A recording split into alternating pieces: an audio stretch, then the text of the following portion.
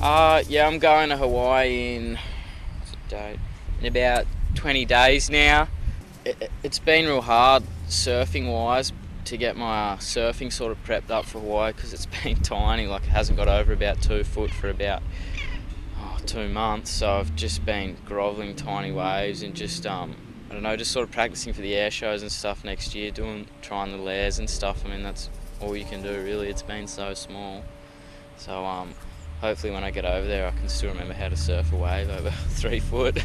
Yeah, when I was little, growing up in Tasmania, I got into bodyboarding, and my dad, being an avid surfer, he just bought me a surfboard. I really wanted this new Mike Stewart bodyboard really bad. I'd been asking for it all year, and then it got to Christmas time, and then I went down in the morning and just had a new surfboard because he's just flat out refused to buy me a bodyboard. So that was kind of the start of it then, and our family lived on a farm 100 acres on the beach, and then our school had a couple of hundred kids in it, and everything all the way up to high school, and then you had to move to another town. Where I lived on the east coast, little country town, then you got Tassie, which is like a little love heart, and so you've got Hobart up down the bottom and Launceston up the top, where you had to go to high school. My family, they just tried to figure out a way that we could all surf. They just chose Queensland, and it was pretty much a crazy culture shock going from a school of 400 kids to 1,000 of the craziest kids of all time. Well, put it this way, the first kid that I met when I went from fucking Tasmania in the quietest little country town of all time, I'd never kissed a girl, never done anything. First kid my teacher introduced me to when I went to Palm Beach Crumman was Paul Fisher. I remember our coach Phil was like, "Oh, we got this new Tasmanian kid coming." I'm like, he's like, "Yeah, this guy can surf, he's pretty good." I'm thinking, who's this fucking Tasmanian kid coming to steal my thunder at school? I was kind of captain of the surfing squad and that, and the teacher was like, "Hey, meet Dion," and I'm looking around for this kid. I'm like, "Meet Dion." And I look down and there's this 2'3" little Italian muchacho just looking at me. He already had a beard growing like a little muzzy. I'm like, who's this? She fucking walked me up to Paul Fisher and Ryan Hipwood and goes, "Oh, these two," because she heard I surf.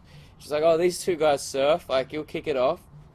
I hung a day with Paul and I was like, I want to go back to Tassie. This kid's crazy. I remember he just met us boys. We were 14, 13 at the time or something. I just remember this midget on a 2-foot surfboard just racing past sections instead of doing cutties. He'd do these half-turn cut down things, and then he'd just race the whole section and just try the Hail Mary air every time. We had the Australian titles, and in the event, the guy got 3 interferences on our team. One with me, crossed with everyone. He come back to the Gold Coast, fucking guys wanted to rip his head off.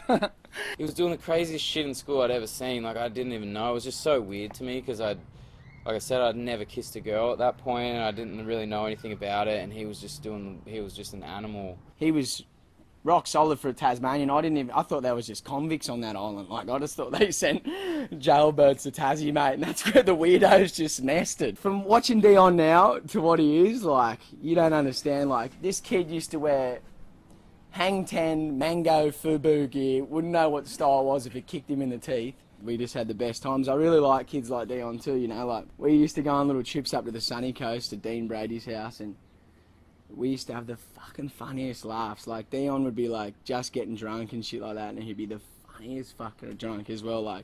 He'd be like, "Nah, I don't want to drink." He'd have half a beer and he'd just be this little maggot kid running around. I'd just be like, fuck, how good is he? Somewhere along between year 9 and year 12 was when I met Kai. I met Dion through our mutual friend Dean Brady. I was moving down the Gold Coast for university, and he was pretty much the only person I knew down there. He'd come down on weekends and stuff and surf and whatever, and then eventually he'd just be down every other day. We'd be surfing and hanging out and editing little movies and stuff. And he actually really enjoyed filming. I think he had some little edits on his computer he showed me, and I went around one day to check them out because I told him I was studying film and I wanted to get into surf movies, and he showed me, and they were pretty sick, and I was pretty blown away because not only did he shred, but he actually filmed pretty well. So I already felt like I was way behind because I was a bit of a kook, and he could surf. He was making films and trying to learn, so it was already something that he was doing and was passionate about, and I was just really impressed with him because as a younger kid, to already have those sensibilities and already be thinking about like, oh man, I'd love to try to do it this way. Obviously, that's really not typical for whatever he was at that age. I mean, he was like that time he was probably like 18-year-old little surf kid from Oz, you know. He had a fascination like with cameras. Like he'd be editing all the time. I'd be like, "What are you up to?" He's like, "Oh, I just filmed Taj. I'm gonna edit this." And I just remember like sometimes the waves would be so pumping and Dion would just go in and just start filming.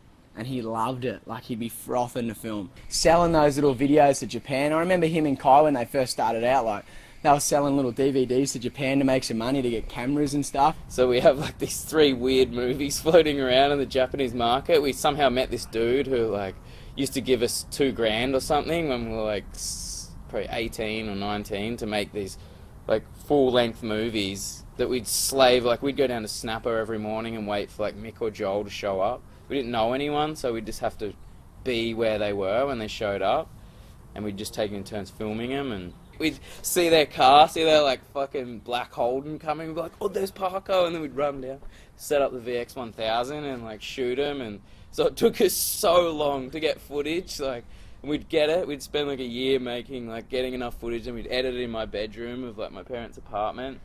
We'd stay over and we'd just be up all night, like on our old PCs, like editing, and then it just got to that point where I was like, oh, I think I'm going to do surfing. He was like, yeah, I think I'm going to start working for Surfing Life, so.